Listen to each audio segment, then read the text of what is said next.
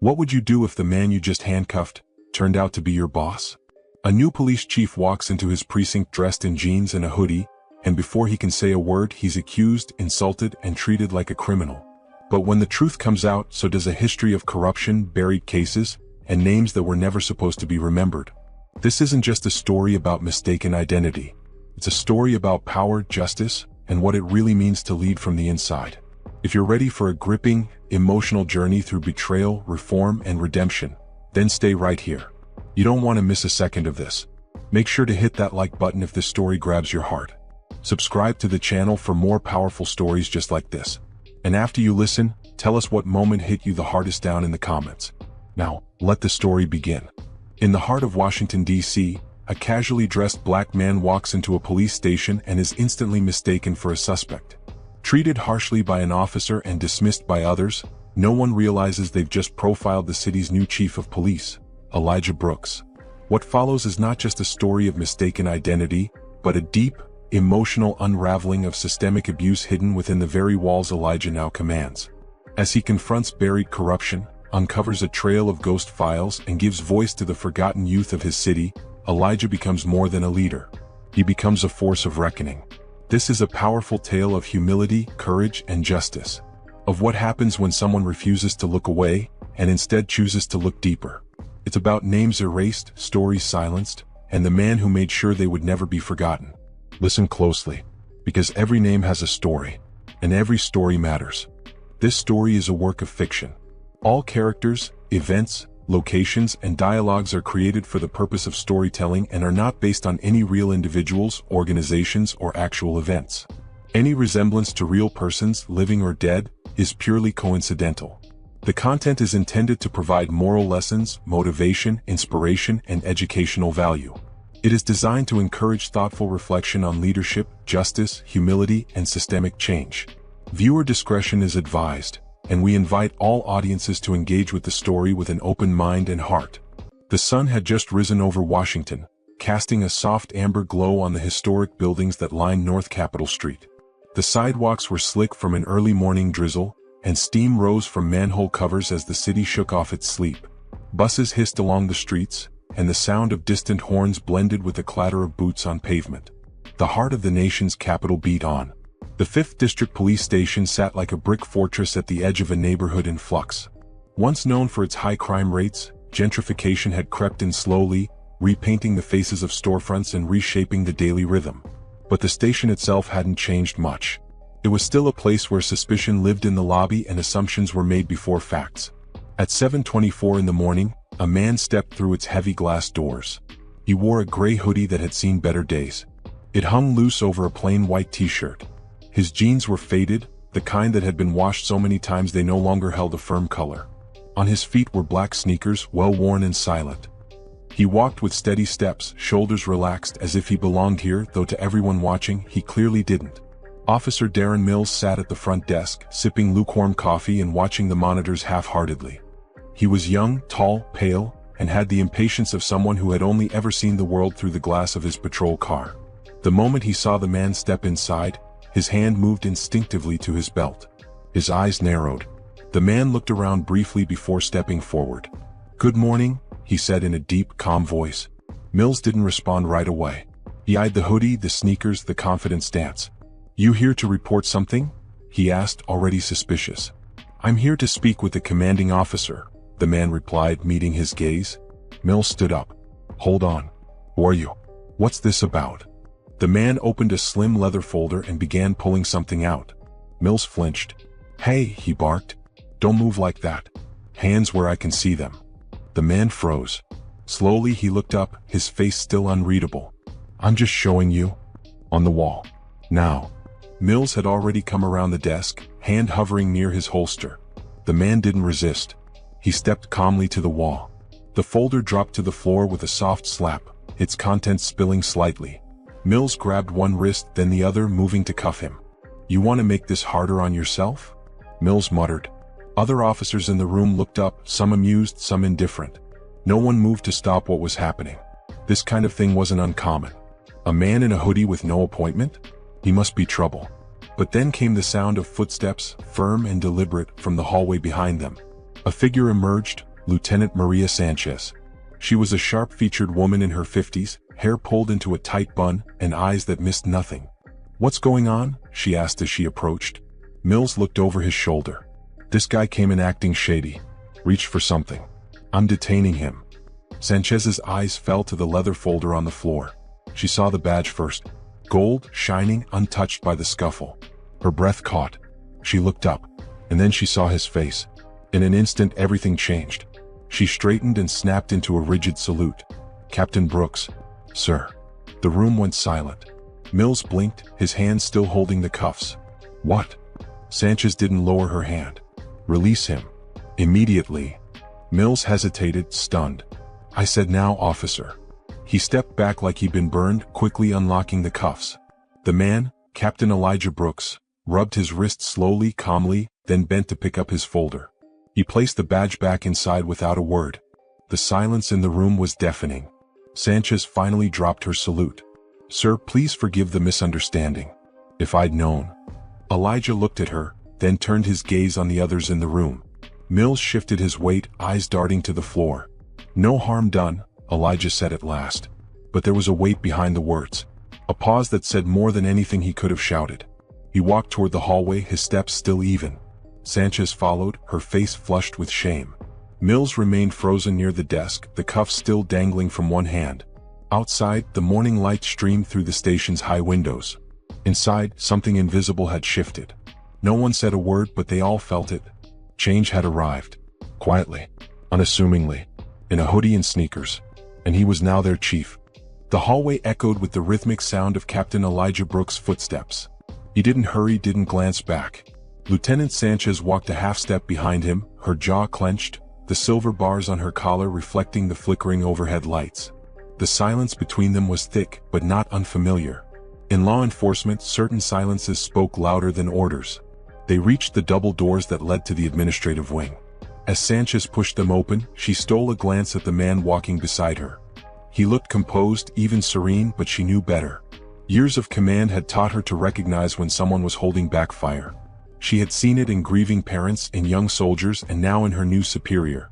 Inside the conference room, a long mahogany table stretched beneath a muted seal of the Metropolitan Police Department. A coffee pot steamed in the corner. A fresh notepad sat at every seat, untouched. The blinds were drawn, the room dim but dignified. "Captain," Sanchez began carefully, "I want to personally apologize for Officer Mills' behavior. This precinct has habits. I won't make excuses, but I will say the culture has gone unchecked for too long." Elijah didn't sit. He stood at the head of the table, placing his folder down with care. He looked around the room, then finally back at her. "That's why I'm here." His voice was low, measured. "I didn't come to be saluted," he continued. "I didn't come to be feared. But I also didn't come to be mistaken for a suspect the moment I walk in wearing street clothes. If I hadn't carried that badge, what would have happened this morning?" Sanchez looked down. "You know the answer," he said softly. She nodded. "Yes, sir." Elijah finally sat. He laced his fingers together and leaned forward. "Tell me about Mills." Sanchez hesitated. Promising, energetic, but hot-headed. His paperwork's clean, but there've been murmurs. Complaints that didn't escalate to formal reports. He's good in the field. Quick to act. Too quick. She nodded again. "Yes." Elijah tapped the table once, then leaned back in the chair. He gazed at the seal above the door. The symbol of trust, of duty, and yet it felt hollow. "I served 2 tours in Afghanistan," he said. "Then I worked with the Special Operations Division here in DC. I've been in rooms where decisions cost lives. And I've worn clothes like this." He gestured to his hoodie, "on purpose. Because where I come from, this is normal. This is dignity. I don't wear a uniform to prove who I am." Sanchez stood straighter. "Sir, with your permission, I'll arrange a full staff meeting for noon. I'll make sure every officer hears this from you." Elijah nodded. "Do it. And have internal affairs pull any civilian complaints from the last 2 years. I want names, patterns, anything that points to a problem." "Yes, sir." He paused, studying her. "What about you, Lieutenant? You've been here how long?" 22 years. "You ever consider transfer?" "I have," she admitted. "But I stayed because I thought I could fix things from the inside. I thought if I earned enough respect, I could speak up without being dismissed." Elijah gave a faint smile. Then we're on the same mission. A knock at the door interrupted them. A young black officer in uniform stepped in, eyes wide with uncertainty. "Captain Brooks," he said. "I just heard, sir, it's an honor." Elijah nodded warmly. "And you are?" "Officer Jermaine Rowe. Second year." "Glad to meet you, Officer Rowe." Rowe stepped aside as a few more officers entered behind him. Word was spreading fast. Whispers were turning into wide eyes and murmurs of disbelief. The man they'd seen being cuffed less than an hour ago was now seated at the head of the command table. A white sergeant with a salt and pepper mustache stopped short just outside the door. His eyes darted between Sanchez and Elijah. "What's going on here?" he asked, trying to keep his voice steady. "Elijah Brooks," Sanchez said sharply. "Our new chief." The sergeant's mouth opened slightly. No words came. Elijah stood once more. He looked at the growing number of people in the doorway. "I suppose now is as good a time as any to say this," he said, raising his voice slightly.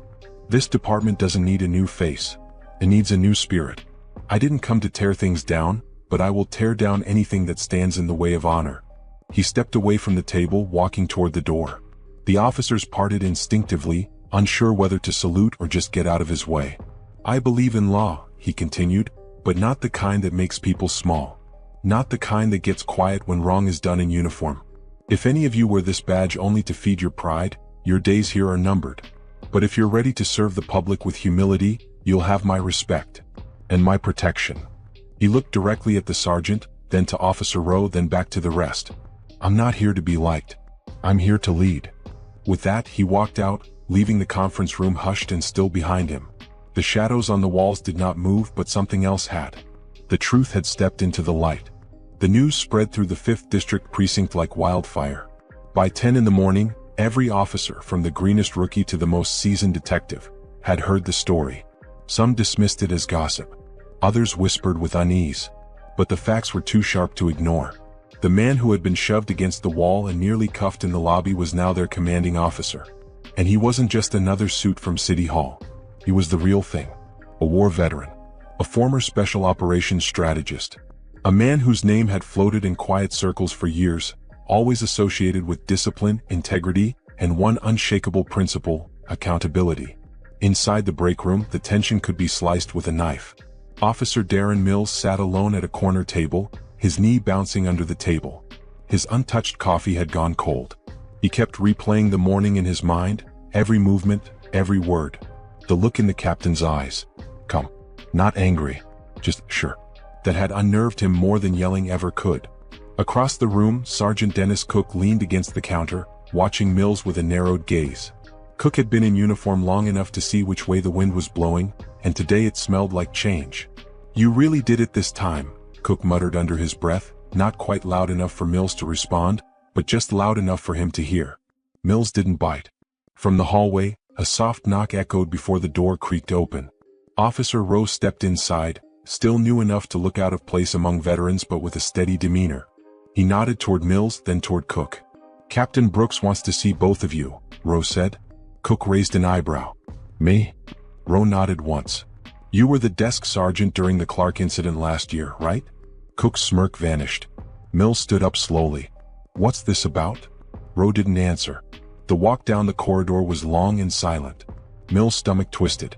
He'd always prided himself on being sharp, decisive, a cop who didn't hesitate. But now, under the fluorescent lights of the precinct he thought he knew inside out, everything felt off balance. Like the walls had shifted. Like the air had thickened. Captain Brooks stood waiting in his temporary office, a modest space at the end of the hallway. The blinds were open, revealing the tops of trees lining the street outside, their orange and red leaves shaking gently in the breeze. He gestured for them to sit. Mills lowered himself into the chair stiffly. Cook followed with less resistance, though his jaw remained clenched. "I'll get to the point," Elijah began. "I'm reviewing the way this precinct handles civilian interactions. That includes stops, arrests, complaints, and internal investigations." He looked directly at Mills. "You have 12 use of force reports on file. 6 in the past 8 months. All justified on paper. None escalated to misconduct charges. But they follow a pattern. Young black men. Latino men. Low-income neighborhoods." Mills shifted. "I follow procedure. I don't make decisions based on race. Intention isn't everything, Elijah said calmly. Perception matters. So does pattern. Especially when it starts looking like bias. He turned to Cook. You were the desk sergeant when Thomas Clark was brought in last September. An unarmed man held for 12 hours without charges. No video evidence submitted, no official interview logged. You signed off on that paperwork. Cook opened his mouth, then closed it again. Elijah leaned forward. You both work under this roof. You wear this badge. But so do I now. And I will not carry the same silence this place has leaned on for too long. He paused, letting the silence build. I'm implementing mandatory de-escalation retraining, cultural awareness workshops, full transparency on civilian complaints, and I've requested an oversight audit of the last 2 years. Cook's eyes widened. An audit? From city oversight? That's right, Elijah said. Mills leaned forward. With respect, sir, you're going to destroy morale if you come in swinging like this. No, Elijah replied. I'm going to destroy the rot. The good officers here? They'll rise. The ones who've been tired of watching the same mistakes play out over and over, they'll finally get air to breathe. He stood. You'll both attend the retraining. And Mills, you'll be on desk duty for 2 weeks. Effective immediately. Mills looked stunned. For what? For doing my job. For forgetting who you work for, Elijah said quietly. And for forgetting how fast trust can vanish when power goes unchecked. The conversation was over. Outside the office, the hallway had grown quiet. Officer Rowe waited by the door, his posture tense but respectful. Elijah watched as Mills and Cook walked away, their silence heavier than when they'd entered. As Rowe stepped into the office, Elijah spoke again, this time more softly. Close the door. Rowe obeyed. Elijah turned toward the window. The city was alive out there. Sirens in the distance. Children walking to school. People trying to survive, some carrying more than others could imagine. I need a list of every officer under 30 in this precinct, he said. I want to speak with them myself. Rowe tilted his head. What for? Because the next generation needs to know it doesn't have to be this way. They need to hear it before they're taught to believe otherwise. Rowe nodded slowly. Yes, sir. Elijah picked up a folder from the desk, flipping it open. It was thick with incident reports. Faces. Names. Lives reduced to forms. He would read them all. Because he had worn this city's wounds too long to pretend they weren't real. By the time the precinct's noon meeting rolled around, tension had settled over the 5th district like fog over the Potomac. It clung to every hallway, every quiet murmur between officers, every sidelong glance exchanged near the vending machines. Most of them had never met Elijah Brooks before today. Now they were about to hear him speak for the first time as their chief of police. The squad room had been cleared out, the desks pushed to the walls and rows of chairs lined up in tight formation. The room smelled faintly of floor polish and anticipation. Officers filled the seats gradually, uniforms crisp, weapons holstered. No one dared slouch. Even the old-timers who usually cracked jokes during mandatory gatherings sat up straight. Lieutenant Sanchez stood near the podium, flipping through a clipboard. She had never seen the precinct this quiet before. Even during active shooter briefings or funeral honors, there was always some chatter. Not today. At exactly 12 o'clock, Elijah walked in. No pomp. No entourage. Just a man in a dark button-down and slacks, a folder in his hand and a look in his eyes that said he'd been through wars seen and unseen. He stepped up to the front and for a long moment he said nothing. He looked at the officers seated before him. Young, old, white, black, Latino, Asian. Some looked curious, others skeptical, a few resentful. Then he spoke. My name is Elijah Brooks. I was born 3 miles from this building. Raised by a mother who worked nights cleaning office buildings downtown. I wore my first set of handcuffs when I was 15. Not because I broke the law, but because I fit a description. The room remained still. I joined the Marines because I thought I needed to prove I was more than what they saw.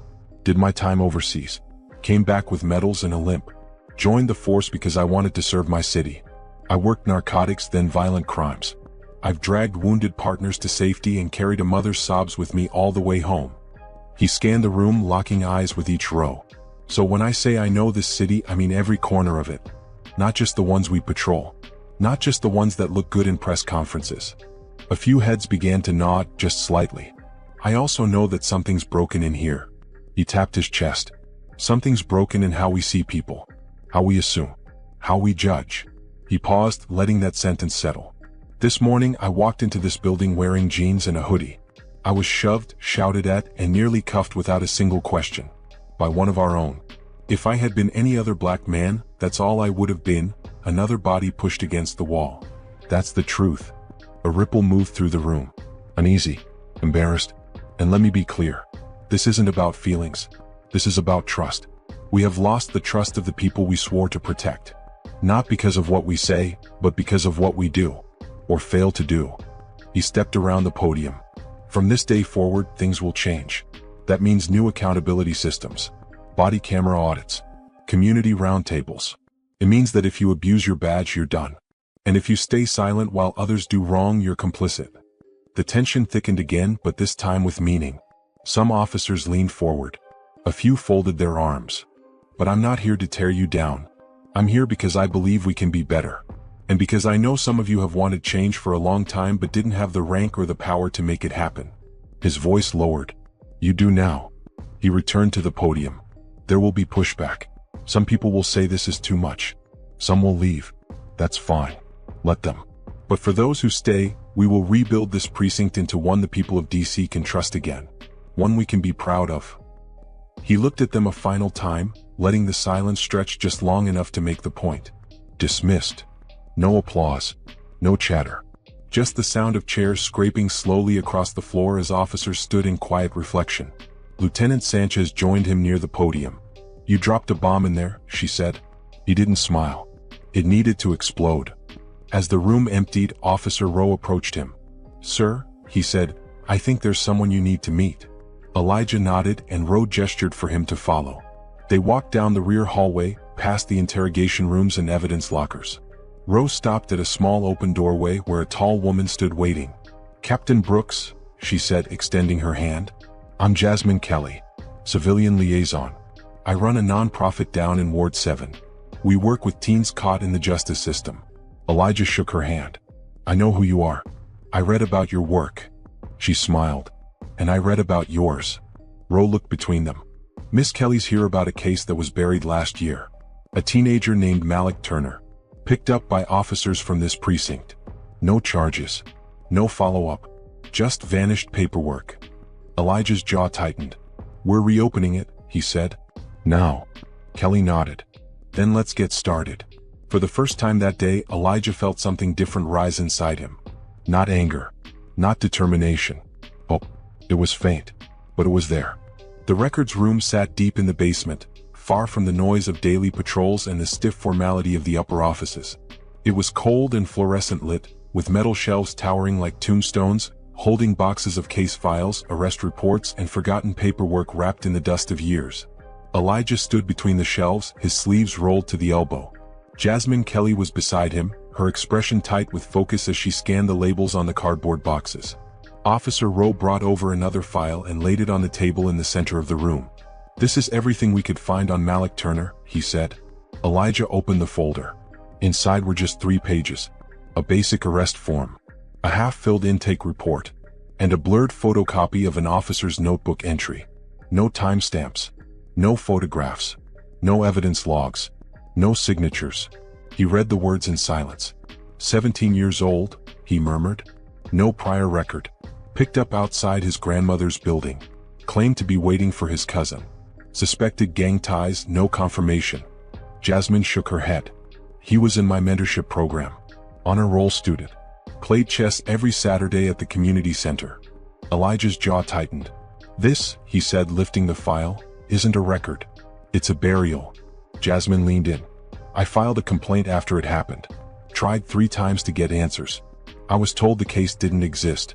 I have emails from the department's community liaison. I have dates. Even a copy of the complaint. Rowe glanced up. It's not in the system. Elijah looked at him. Then we go deeper. Pull server logs. Print backups.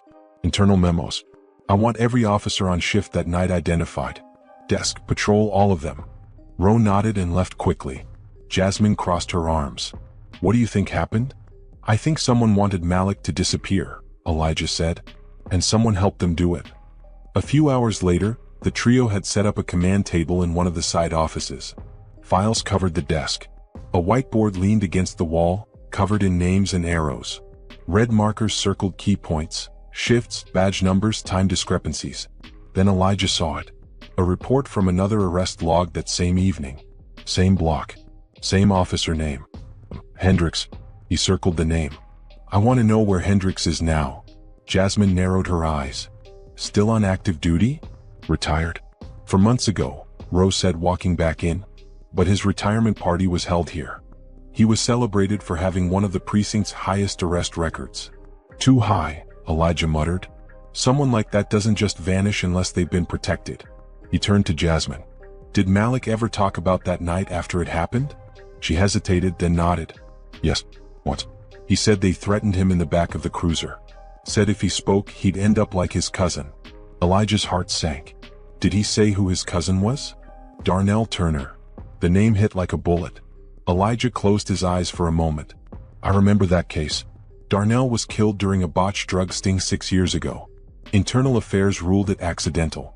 But there were holes in the story. No body cam footage. 2 officers claimed the same angle on the shot. You think it's connected? Jasmine asked. Elijah nodded slowly. I don't think Malik was just picked up. I think he was being warned. Silenced. The door creaked open again. Roe held up a folder. Sir, you need to see this. He handed it over. It was a copy of the original civilian complaint filed by Jasmine. On it, someone had scribbled a note in thick red ink. Handled. Do not reopen. No signature. No initials. But the date on the note matched one day after the complaint was filed. Elijah looked up, his voice low and steady. This goes higher than Hendricks. We're dealing with a cover-up. Jasmine's voice shook, but her eyes were steady. Then let's burn the whole thing down. Elijah looked at Roe. Quietly start compiling a list of every case Officer Hendricks worked on in his last 2 years. We're going to look for patterns. Red flags. Anyone who vanished. Anyone who didn't make it to court. Roe nodded. Outside, the sun had begun to fall below the rooftops of the city. The precinct was quieter now, but the tension that filled the halls wasn't gone. It had simply sunk deeper. Elijah stood by the window, his hands folded behind his back. The work ahead of him wasn't just about policy, or training, or press conferences. It was about names. Names that had been buried under years of silence. He was going to find them. All of them. Len Jutkin. A week passed, but in Elijah's world, time no longer moved by clocks. It moved by truths uncovered and lies unraveled. The mood in the precinct had shifted. Officers who once strutted now walked carefully. Conversations lowered when Elijah entered a room. Some glared behind his back. Others, the quiet ones who'd long kept their heads down, started to show signs of alignment, offering help, small nods, access to corners of the precinct that had remained sealed under layers of old habits. The Malik Turner investigation was no longer a file gathering dust. It had become the spine of something larger. Patterns emerged. Roe had compiled arrest reports spanning 5 years, tied to Officer Hendricks and 2 others, Sims and Garvey. 3 officers now retired or reassigned, but their legacy left trails like footprints in wet cement. Most of the young men they'd arrested were black. Most from Ward 7 and 8. Charges often dropped. Records incomplete. In several cases, court dates had been scheduled, but the accused never showed. One was later found dead in Anacostia Park. Another was transferred to a private holding facility, then disappeared from the system. Jasmine stood across the table, her hands pressed flat against a row of folders. These aren't just sloppy cases. These are ghost files. Elijah nodded. It's deliberate. They arrested kids, scared them, made them informants or silenced them. When they resisted, they vanished. He tapped a name. This one. Andre Fisher. Picked up in 2021. Held 48 hours. No formal charges. Never returned to his school. Roe leaned in. I called the listed guardian. His aunt. She said Andre left the precinct that night with 2 officers. Said they told her he was being taken for protective evaluation. She never saw him again. Jasmine went still. That's trafficking, she whispered. That's institutional abduction. Elijah's hands balled into fists at his sides. He turned to Roe. We need evidence. I want every traffic cam between here and the holding facility combed for that night. Find the cruiser. Find the route. Roe hesitated. We don't have jurisdiction over the private facility's records. I'm not asking for permission, Elijah said. That night, Elijah sat in his office long after the building emptied.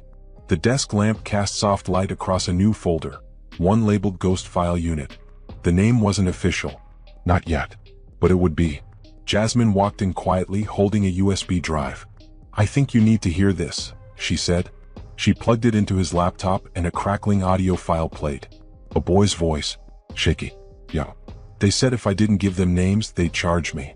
Said I'd get transferred where no one would find me. I told them I didn't know anything. They said they didn't believe me." Elijah leaned forward, heart pounding. "One of them?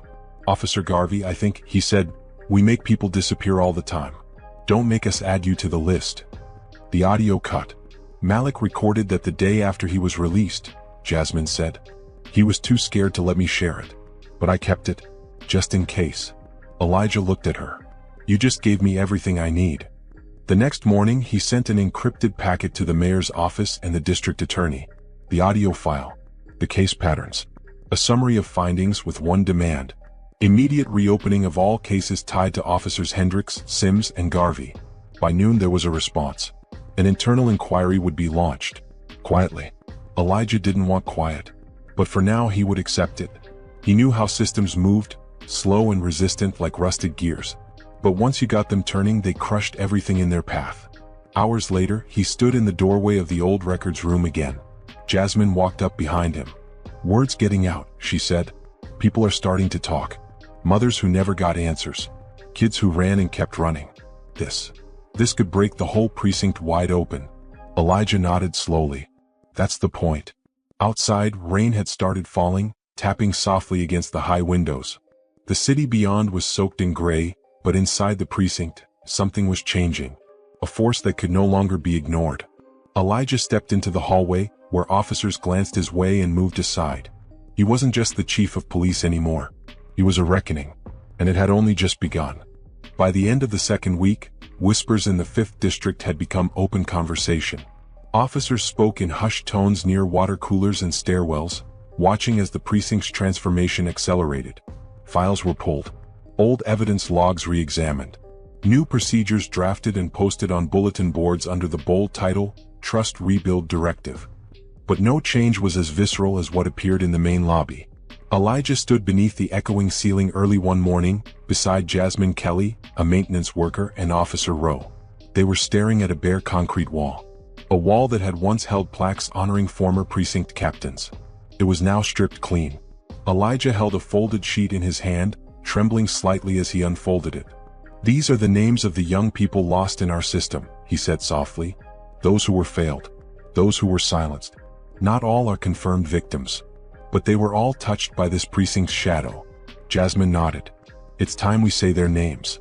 One by one, the maintenance worker mounted small black plates onto the concrete. No photos. No dates.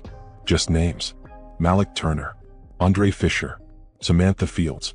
Darnell Turner. Tarek Ellis. Jalen Brooks. And on, until 23 names stretched across the wall in 2 solemn rows. Officers paused throughout the day. Some stared for long minutes. A few lowered their heads. One young recruit wept silently, then saluted. It wasn't decoration. It was confrontation. Elijah knew the investigation was still climbing the mountain. The DA's inquiry had reached preliminary hearings. Hendricks was being summoned to a closed-door deposition. But Elijah had already started laying groundwork for something bigger. He stood before the command staff that afternoon, flanked by Rowe and Jasmine, and spoke with clear resolve. "We are creating a permanent task force under my office. Civilian-led, partially staffed by officers, and completely transparent. It will investigate claims of police misconduct with full access to files, footage, and patrol logs. No more burying. No more lost paperwork." One captain raised a hand. "Sir, if I may, doesn't this undermine internal affairs?" Elijah's response was firm. "What undermines this department is unchecked abuse and silence. That ends now." Jasmine added, "We're not here to punish honest cops. We're here to protect the integrity of the badge. The public has to believe that justice isn't selective." After the meeting, Rowe pulled Elijah aside. "There's one more thing," he said. "Something you need to see." He handed over a printed email chain recovered from an old server backup. Elijah read in silence. It was a conversation between Captain Hendricks and another high-ranking official, an administrative chief at the district headquarters. In it, Hendricks outlined his methods. Intimidation, forced cooperation from teens, altered reports. He justified it as a street-level deterrent model. The chief's reply was chilling. Keep the numbers clean. Use discretion. We'll keep the oversight away. Elijah stared at the paper, blood cold. How far does this go? He whispered. Up, Rowe answered. Way up. Elijah paced the hall later that evening. Outside, Washington's skyline was bathed in amber as dusk sank behind the monuments. Jasmine found him leaning against the brick wall beside the wall of names. You're going after them, aren't you? She asked. He didn't answer right away. I didn't become chief to play safe, he said at last.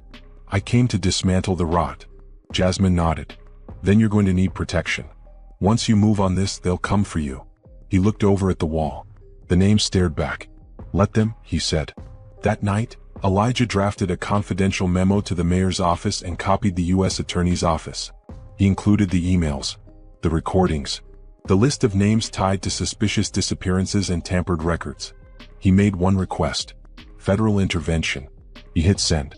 Then he sat in the dark office, the city whispering outside the window, and waited. By morning, news vans were parked outside the precinct. Not because of leaks, but because the mayor herself was walking up the front steps. She entered without a word, flanked by advisors and media, and made her way to the wall of names. Elijah stood waiting. She turned to the cameras, her voice steady. This city will not tolerate injustice from any corner, including those who wear a badge. Effective immediately, a full federal probe will be launched into precinct misconduct. And I am standing beside Chief Elijah Brooks in leading that change. Flashbulbs exploded. Reporters shouted. But Elijah's eyes were fixed on the names behind her. That wall wasn't just memory anymore. It was promise. A promise that no child would vanish unseen again. And that justice, long buried, was finally breaking through the concrete. 7 moral lessons drawn from this story. 1. Never judge a person by appearance.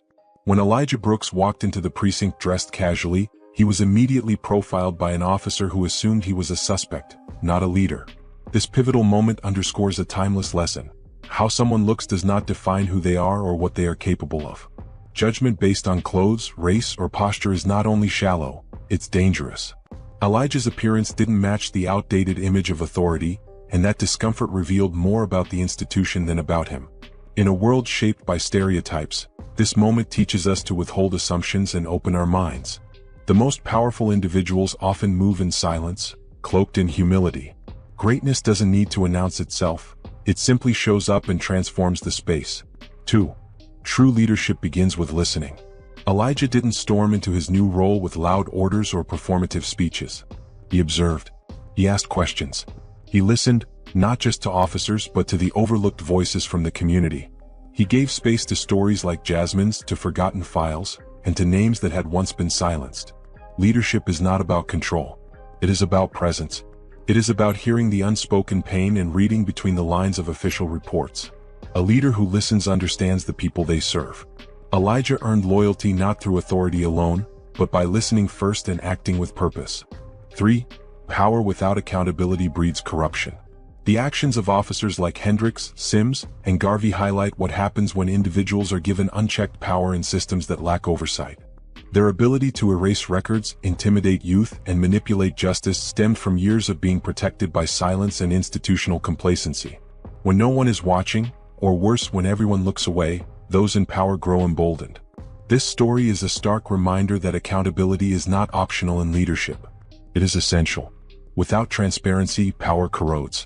And when it corrodes, it doesn't just break trust, it breaks lives. For justice delayed is not justice denied if someone refuses to give up. Jasmine Kelly had tried to get answers about Malik Turner for years. Her complaints were ignored, her emails dismissed, and her hope nearly extinguished. But she didn't stop caring. She held on to evidence. She remembered his voice. And when Elijah stepped in, her truth finally had a place to land. This teaches us that persistence matters. The fight for justice is often slow, disheartening, and thankless. But when one person refuses to forget, they carry the torch that others can follow.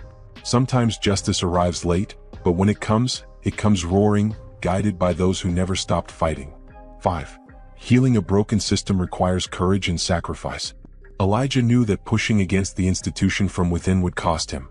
Allies would turn to enemies. His career would be at risk. He would be watched, questioned, and targeted. But he chose to act anyway. Reform is not for the faint of heart. It demands a willingness to confront the very machine that signs your paycheck. And it demands sacrifice. Elijah gave up comfort for the sake of righteousness. He chose legacy over safety. That's what healing requires, not just outrage but sustained bravery in the face of resistance. 6. Representation changes everything. Elijah's presence as a black man in the highest role within the precinct wasn't just symbolic, it was revolutionary. For the young people in Ward 8, for the overlooked families, for the community activists like Jasmine, his presence brought hope. It signaled that someone who understood the unspoken language of injustice was finally in the room. Representation means the rules can change. It means the gate is no longer locked from the outside. When leadership reflects the diversity of those it serves, systems become more just, more compassionate, and more effective. Elijah didn't just bring change. He embodied it. 7. Every name has a story, and every story deserves to be heard. The most emotional element of the story is the wall of names. Each name engraved was once a life, a dream, a heartbeat. Too often, victims of injustice are reduced to statistics or faded memories. Elijah's decision to honor them with permanence on the wall was not just a gesture, it was an act of restoration. It affirmed that no one is invisible, that even in death, dignity matters. This reminds us of the human cost behind every broken system. Justice is not just legal reform, it's remembrance. When we say the names, we acknowledge their pain. We carry them forward. And we promise, never again.